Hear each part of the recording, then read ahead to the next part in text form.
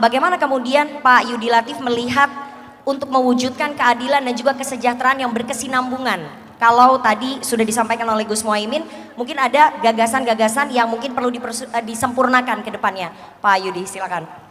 Baik, terima kasih.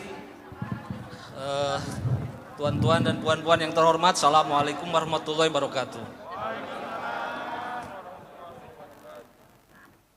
Buku ini memiliki signifikansi penting untuk mengingatkan kita bahwa Pancasila itu bukan hanya sampai sila ketiga.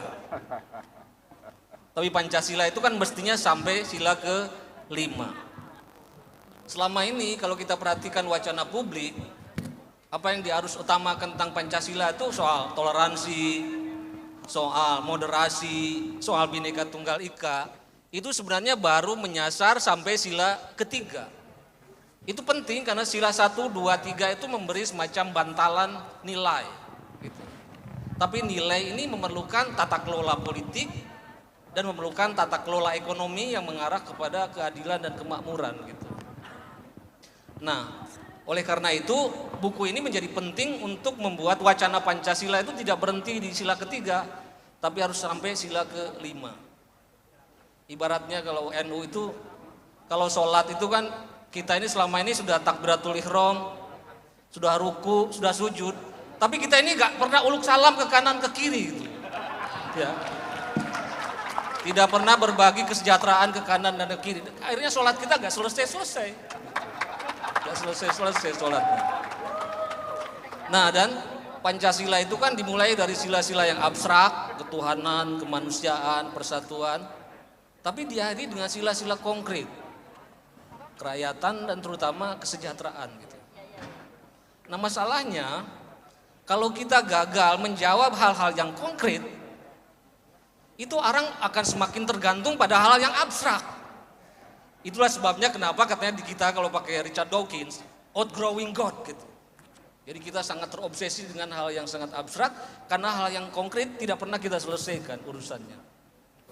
Nah, kalau kita lihat dari trajektori PKB, kalau sila 1, 2, 3 itu sudah dipelopor, diperjuangkan dan diartikulasikan secara baik oleh siapa? Pujaan kita, Gus Dur. Gitu.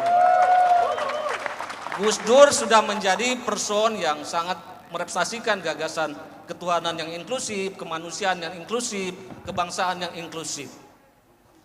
Nah, kalau dari trajektori PKB ini muncul satu tokoh politik yang meneruskan jejak Gus Dur ini menuju kepada politik atau demokrasi yang inklusif dan masuk ke gagasan ekonomi yang inklusif, keadilan dan kemakmuran, itu betul-betul penyempurna dari gagasan Gus Dur itu gitu.